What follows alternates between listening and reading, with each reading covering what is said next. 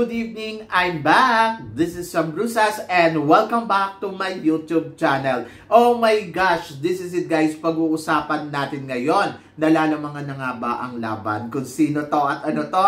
Yan ang tatalakayin natin ngayon. But before anything else, hello Philippines and hello beautiful people. Mabuhay. Kamusta kayong lahat? Sana lahat po kayo ay okay at safe ngayong araw na ito. At syempre sa lahat naman ng mga bago nating subscribers dyan, hello po sa inyo lahat. Maraming salamat guys sa pag-subscribe ninyo. Syempre dito sa channel ko at syempre sa lahat naman ng makamamasam dyan na laging sumusuporta dito. Araw-araw, lagi-lagi, maraming salamat guys sa inyong lahat. Syempre, usapang lamangan tayo sa laban. So, ito nga, dalawang kandidata natin sa international pageant ngayon ang nagkukumpit sa magkaibang international pageant. Una sa Miss Aura International, pangalawa ay sa Miss World. Yes! Talaga namang masasabi ko, grabe ha, iba ang ipinapakita nilang galing. Sobrang panalo ang kanilang laban. So, una nga sa Miss Aura International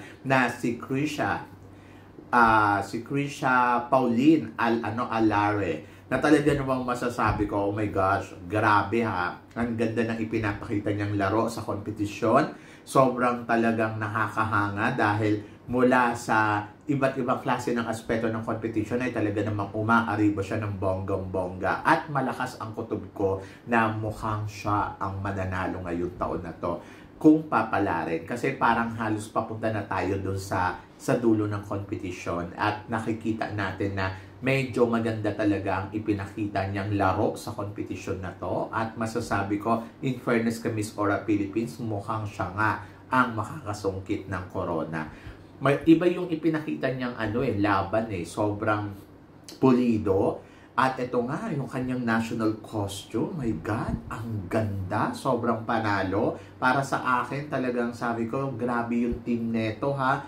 Hindi talaga nagpatalo sa competition. Sobrang pinaghandaan nila ng todo-todo. Kaya naman pala, may ibinubuga naman kasi. Kaya masasabi ko, ito kasing batang to, nag-iingay sa social media nung mga nakaraan. Ayun naman pala, may ibubuga naman pala sa laban. Di ba?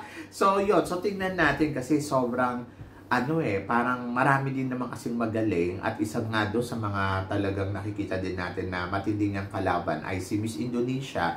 Pero parang feeling ko na mukhang it's time for the Philippines na naman ay mukhang mag-uuwi siya ng corona. So, tignan natin kung ano ang magiging eksena niya sa laro. Pag nagkataon, nanalo to, ito yung pang-apat na corona mula sa iba't ibang international pageant ang nauwi ng Pilipinas. So, tignan natin kung magbabalik na uli ang corona ng Miss Aura International. Ang Miss Aura International, ang una nating nanalo dyan, si Faith Garcia. Tapos, hindi pa siya nasusundan.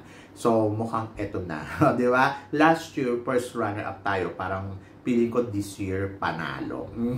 So, yun. So, abangan natin yan. Pero in fairness, magaling yung ipinakita dito ni Krisha, diba? At nakita naman natin na ang galing ng sa Q&A, sa swimsuit, sa lahat ng aspeto ng competition. Sobrang panalo at piling ko lalaban talaga.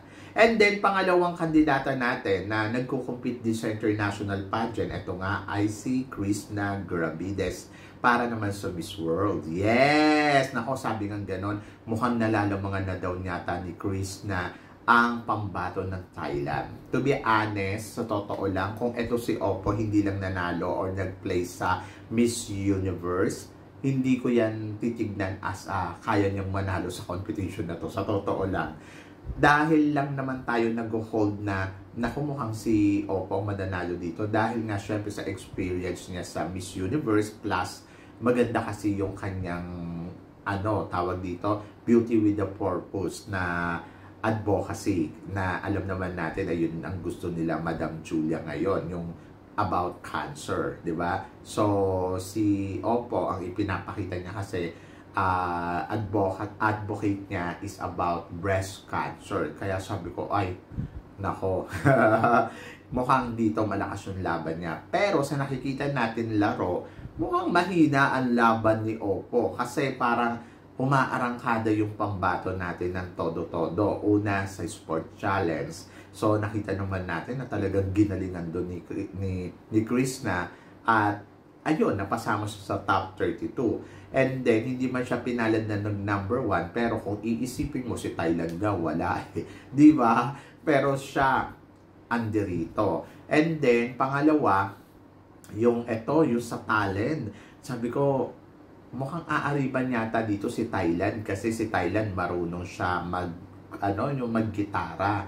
Tapos, kumakanta-kanta din. So, parang feeling ko, kaya niyang kaya niyang i-execute yung talent niya na gano'n. Sabi ko, mukhang itong mapipili. But nagulat ako kasi wala na naman si Thailand doon at nandiyan si Philippines. So sabi ko, mukhang mahina yata ang laro ni Thailand. So tingnan natin sa ibang mga challenge nila kasi syempre hindi pa naman to dito natatapos, pangalawa pa lang to. So may mga susunod pang challenge kasi katulad ng head-to-head challenge, fashion show, at saka top model challenge. So, ayan. So, dyan magkakaalaman. Pero, tingnan natin. Kasi sabi ko nga si Philippines, in fairness, talagang nilulusot niya yung sarili niya sa bawat challenge. So, tingnan natin sa susunod na challenge kung nandoon pa si Philippines. Kaya lang, sabi ko nga, sa ngayon, nakikita ko, lumalamang si Philippines kay Oppo.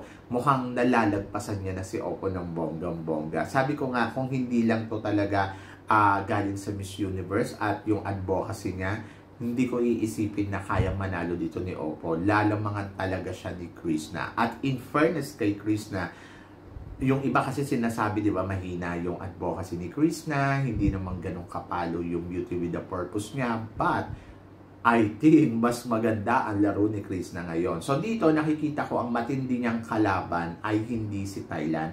Parang piling ko si Indonesia. Kasi si Indonesia umaarangkada talaga ng todo-todo. So from the beginning din sa sports challenge, nandiyan si Indonesia. And then sa talent, nandiyan din si Indonesia. Sabi ko, dito sa Asia, ang naglalaban ay si Philippines, si Indonesia, si India at saka si Thailand. Pero sabi ko mukhang matibay-tibay ang laro ni Philippines at saka ni Indonesia. Pero si Thailand at saka si India medyo nagsusuway-suway sila. But hindi tayo pwede makampante, no? Kasi alam naman natin na marami pa silang aspeto na marami pa silang challenge na sasalihan at pwedeng umusad sila ng todo-todo. But for now, natutuwa lang ako kasi parang feeling ko, ay nako, lumalamang dito si Philippines. And then, ang tabayanan natin sa mga susunod pang laro. Magaling si Krishna, my gosh.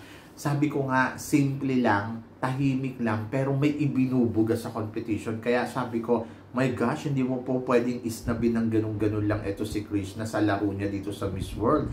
At kahit nandiyan si Oppo, Diyos ko, hindi rin ako magugulat na baka mapunta pa to kay Philippines yung corona ng Miss World. So, totoo lang. At pag nangyari yon, first time sa history ng Miss World na hindi nila pinansin ang, tawag dito, ang reyna ng Miss Universe, di ba? Diyos ko Lord, nakakakaba na nakakatakot. Siguro dahil mahina kasi si Oppo, dahil konti lang yung kanyang preparasyon. 15 days kasi na bago mag-Miss World, ayun lang, ganun lang kakonti yung preparasyon niya. Kaya parang pili ko hindi siya humahataw ng bonggang-bongga. Hindi katulad nung kay Krishna na talagang meron siyang 6 months na nilaan para sa kanyang pagpiprepare. Kaya parang piling ko mas well-prepared si Krishna dito sa laban niya sa Miss World. But tingnan pa rin natin kung ano ang ipapakita ni Oppo, di ba? Hindi pa rin naman tayo pwede makampante sa panahon ngayon dahil piling ko biglayang aariba sa mga ibang aspeto. For now, naniniwala ako na lamang si Krishna sa kanya. Nalalamangan niya na si Thailand. Sana magtuloy-tuloy lang hanggang sa dulo ng competition. So, maganda yung laro ni Krishna. Gusto ko yung strategy game na ipinapakita niya at yung focus niya sa competition. So, palakpakan daw natin si Krishna, di ba? Kasi ang galing kung iisipin mo, hindi biro yan yung ipinapakita niya sa laro ng Miss World at talagang hahanga ka ng todo-todo. At yun yung maganda. Dahil may binubuga sa styling, everything. Tapos, exciting ako dito sa top model talaga. So parang feeling ko, ito talaga sabi ko nga, mag-top model lang dito si Krishna, siya yung mag-number 1, ay tapos na ang laban. But alam naman natin si Krishna kung paano to kagaling rumampa, di ba? So sana mapunta kay Krishna. But syempre, ipagdasal natin. Kailangan natin ng dasal para kay Krishna. Syempre, para gabayan siya sa lahat ng ginagawa niya. At kung gusto natin ng blue crown, syempre, idasal natin yun sa Panginoon na sana pagpalain niya si Krishna sa kanyang laban dito sa Miss World. At hindi lang si Krishna, pati din syempre yung lumalaban na kandidata natin sa Miss Aura. Yung sa Miss Aura naman, alam mo, maganda din yung laro niya, yung para din siya si Krishna Gravides na may eksena talaga ng bonggang-bongga na sabi ko, ay, ang galing ng laro ng dalawang kandidatang to.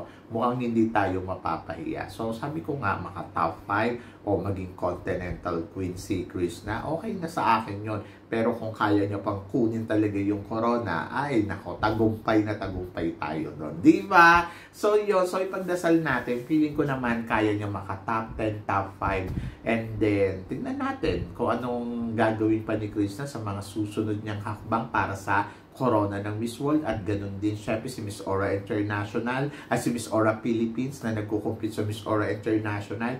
Malay ninyo, di ba, sa atin mapunta ang corona. So, yun! So, kayo guys, ano guys, ang masasabi ninyo dito sa pinag-uusapan natin ngayon? So, tingin nyo ba, lumalamang na nga ba talaga ng bonggang-bongga ang pambato natin ngayon dito sa competition na sinalihan nila? At tingin ninyo, may uuwi kaya natin ang ikalawang corona sa Miss Aura International at saka sa Miss World? So please comment below para at least malaman ko naman kung ano naman ang chika mo sa mga pinag-uusapan natin. Syempre, maraming salamat po sa inyong lahat sa suporta at pagmamahal na binibigay ninyo syempre dito sa channel ko. At sa mga hindi pa po nakaka-subscribe, please don't forget to click like and subscribe my channel at i-click nyo na rin po ang notification bell para more updated sa aking mga chika. Sabi ng ganon, always keep smiling and laban lang. So guys, hanggang dito na lang. Hanggang sa muli nating chikahan. See you tomorrow. Thank you guys. Paalam.